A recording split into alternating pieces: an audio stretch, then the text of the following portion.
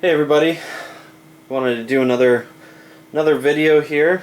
A lot of people refer to the 44 Magnum as a hand cannon, and even to the 500 Smith & Wesson as a hand cannon. What you're looking at here on the left is a 45 Colt. To the right is 45-70, and in the middle is the 358 Winchester rifle round. So, you know, 45-70, okay, there's some Thompson contenders that, you know, can use 45-70. There's some other handguns that can use 45-70 and 45 Colt. You know, you have a whole selection, but what can you get that fires the 458 Winchester out of a handgun? Well, let me take these away. I'm just going to zoom out a bit, and I'll show you what kind of a handgun, truly a hand cannon. I'll explain that. This fires the 458 Winchester high-powered rifle round. And if you look here, you will see that this is the Lone Eagle pistol, 358 Winchester. And on the other side, you will see Magnum Research Inc., Minneapolis, Minnesota. And at the back, you will literally see basically what is a cannon breech block. And it rotates just as a cannon breech block would. And you need a strong action to fire the 358 Winchester. So this here was purchased, I think probably real early 90s.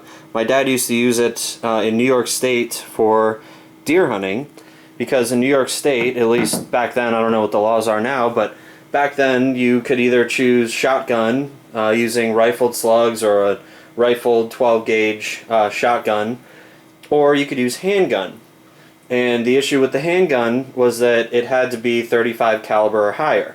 So this Magnum Research Lone Eagle pistol was actually chambered in 30-06 as well, and some other high-powered rifle rounds. But if you wanted to use it in New York to go deer hunting, you needed 35 caliber above, which would leave you with 35 Remington, and there were some other cartridges. But when you look at ballistics, you'll see that the 358 Winchester, the ballistics are almost similar to 30-06. I think they're just a couple hundred foot-pounds and a couple hundred to 300 feet per second slower.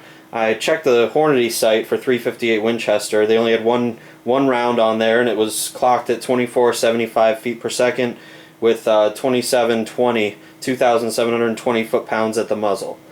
So, watching this thing go off, I recall as a kid at the range when this was first purchased, before a scope was even on it. Went to the range at the shorter distance. This was a really country range, nobody's around, big dirt hills, humongous ones. So downrange, touched off a round, and literally a 3.5 to 4 foot flame out of the front of it. I've actually never shot this, and I don't think I ever will. Maybe one day I'll get up the courage to fire it, but you know, it was traumatizing as a child. Especially when you pick this up. This is heavy. This has got to be a 6-pounder, a 6-pound handgun, and it's unloaded. You can see here. You can see right down. This has a loopholed scope on it. I don't know what the power is, but it's a nice scope. So it's unloaded, and I'll show you here. Pulling the trigger doesn't do anything. The breech block here doesn't function as a cocker or decocker. The cocking lever, and it's actually a lever, is right here.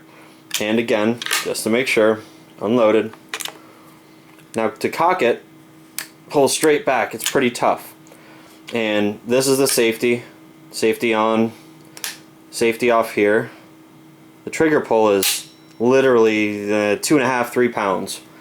So if you watch, cocked, barely touched it. It looks like I'm pressing harder, but I'm not. Whenever it goes off, the trigger just kind of goes dead. And if you'll see here, you'll have to go online if you want to find out more about this action, but whenever you cock, that's actually, I believe, part of the firing pin function in here, and when you release, it goes back in.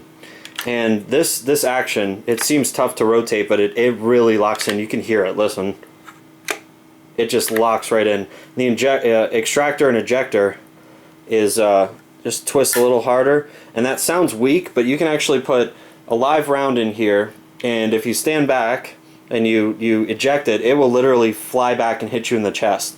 So when you fire a round and you actually extract and eject, it just launches the empty brass. There's no going in here to catch it. It's launched. So it's kind of a different handgun. You don't see these very often. I'll show you again here, Magnum Research Inc. and the other markings. Lone Eagle pistol, 358 Winchester with the scope. So this hasn't been used much. It's really hellacious to fire, but you know, it falls in the same category as a lot of people that like to go hunting with the Thompson Contender handguns, and those come in so many different calibers, because I still think with Thompson TC you can interchange barrels. So you know, you could buy one in 45-70 and just interchange barrels to, you know, basically your heart's content.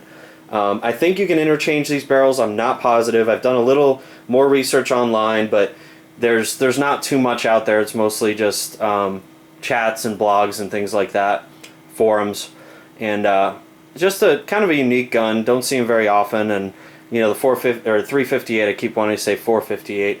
The 358 Winchester is kind of an unusual round, but it's a good shooter. Ballistically, it's a nice round. So just wanted to bring this one to you. Thanks for watching.